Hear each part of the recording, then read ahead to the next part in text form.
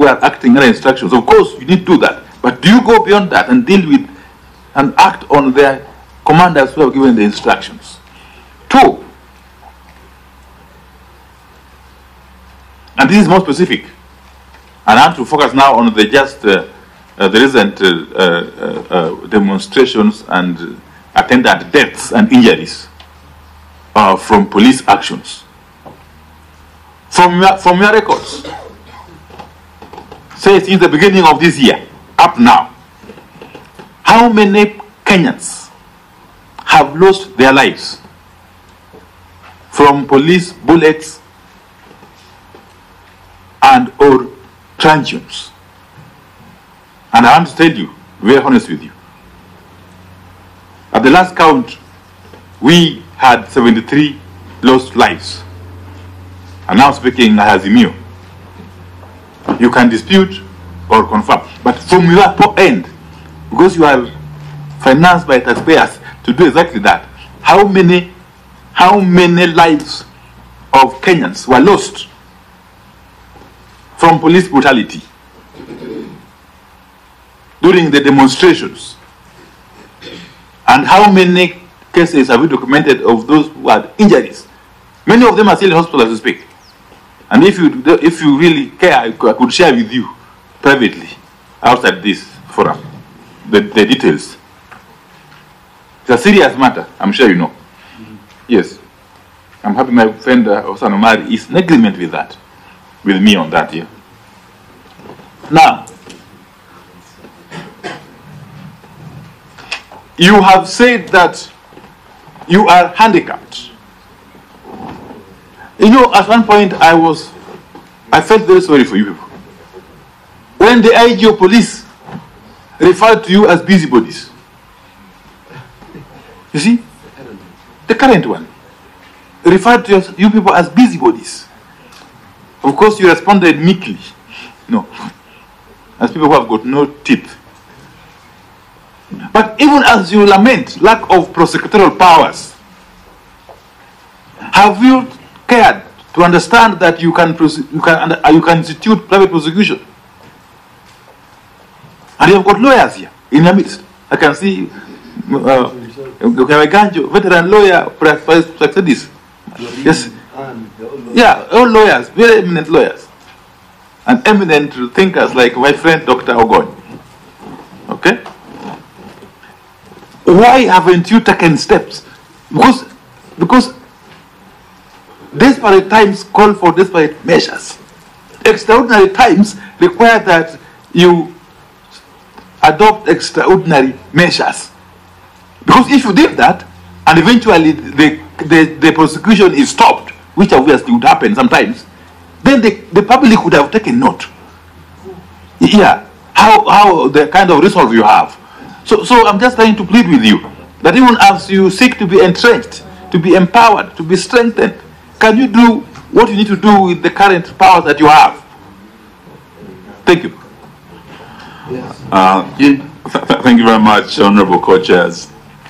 I think just picking up from where Honorable Wandayi left, it came from you that indeed some of the officers have been partisan, particularly during elections. But even in the recent demonstrations, Maandamano, it was very, very clear that some of the officers are partisan.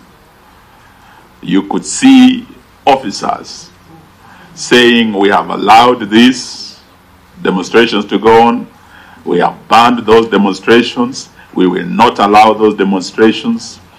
And Article 37 of our Constitution is very clear.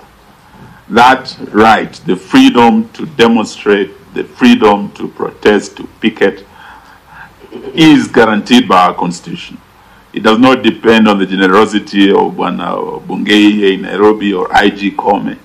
But you could see these officers actually purporting to allow or disallow.